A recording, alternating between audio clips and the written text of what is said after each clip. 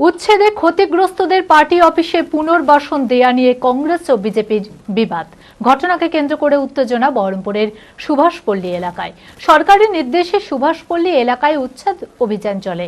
স্থানীয় একটি পার্টি অফিসে উচ্ছেদে ক্ষতিগ্রস্তদের পুনর্বাসনের ব্যবস্থা করে বিজেপি, কিন্তু কংগ্রেস কর্মীরা এসে বাধা দেয়। তাদের দাবি এই পার্টি অফিসটি তাদের দলীয় কার্যালয়।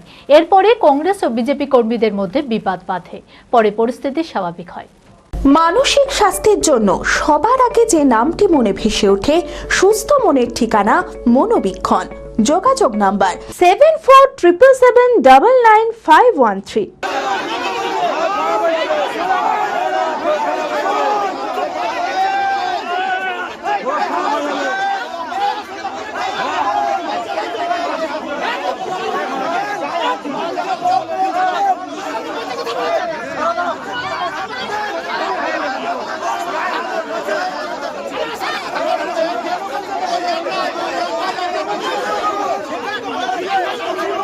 সরকারি নির্দেশে বহরমপুরের সুভাষপল্লী এলাকায় উচ্ছেদ অভিযান চলে।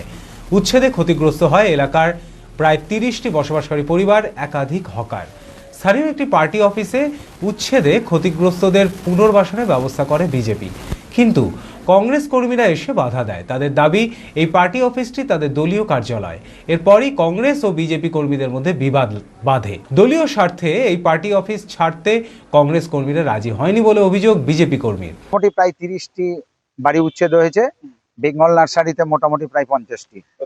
কতজন এখন? এবার তাদের মধ্যে আমরা প্রায় অর্ধেকের মোটামুটি একটা পুনর্বাসনের চেষ্টা করেছি। ওইটা চেষ্টা করেছিলাম, কিন্তু তারা বাধা দিলেন। তারা বললেন পার্টির ঝান্ডা আমাদের আগে, মানুষের জন্য আমরা নয়।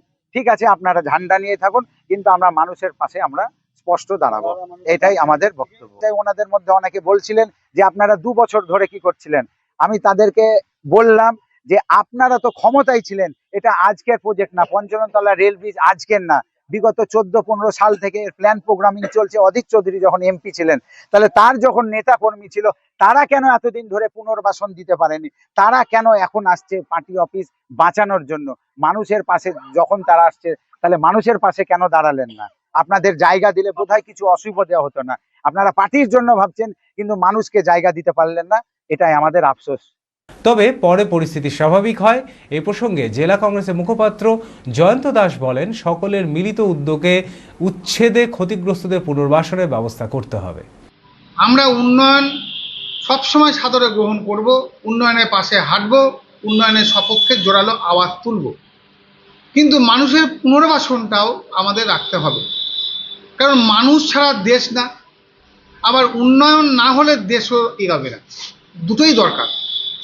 তার লক্ষ্য নিয়ে সেই মানুষগুলোকে সুভাষ কলোনিতে যা জায়গা আছে, সেখানে 22টি পরিবারকে সেখানে যদি স্থানান্তরিত করা যায়, তাহলে অনেকটা সুরাহা হয়। এই মর্মে আমরাও যেমন আমাদের মতামত জানিয়েছি, বিজেপি দলের পক্ষ থেকে যারা এসেছিলেন তারাও তাদের মতামত জানিয়েছে। লক্ষ্য কিন্তু দুটো দলেরই এক। জেড একাডেমি গত 3 বছর সাফল্যের পর চতুর্থ বছরের পথ চলা। 2026-27 শিক্ষাবর্ষে অনলাইন ও অফলাইন ফর্ম ফিল আপ চলিতেছে। আমাদের সুবিধা ডিজিটাল ক্লাসরুম, 24 আওয়ার্স সিসিটিভি, ছেলে ও মেয়েদের পৃথক ক্লাসরুম ও হোস্টেল, নিয়মিত DDP, problem solving and doubt clearing class, কলকাতার অভিজ্ঞ শিক্ষক মণ্ডলী, স্বাস্থ্যসম্মত রুচিশীল খাবার, নিট বেসিস পড়াশোনা, কালচারাল অ্যাক্টিভিটি, গেস্ট টিচার দ্বারা মোটিভেশন ক্লাস, সবুজে ঘেরা পরিবেশে 24 ঘন্টা বিশুদ্ধ জল ও বিদ্যুৎ পরিষেবা। টার্গেট নিট 2027, অ্যাডমিশন টেস্ট আগামী 5 এপ্রিল 2026। 2027-এর নিট ও জেইই পরীক্ষায় সফল হতে আজই আসুন জেড একাডেমিতে। বিশদে জানতে যোগাযোগ করুন। ঠিকানা জেড একাডেমি, সারকাছি রামকৃষ্ণ মিশনের সন্নিকটে, বহরমপুর, মুর্শিদাবাদ।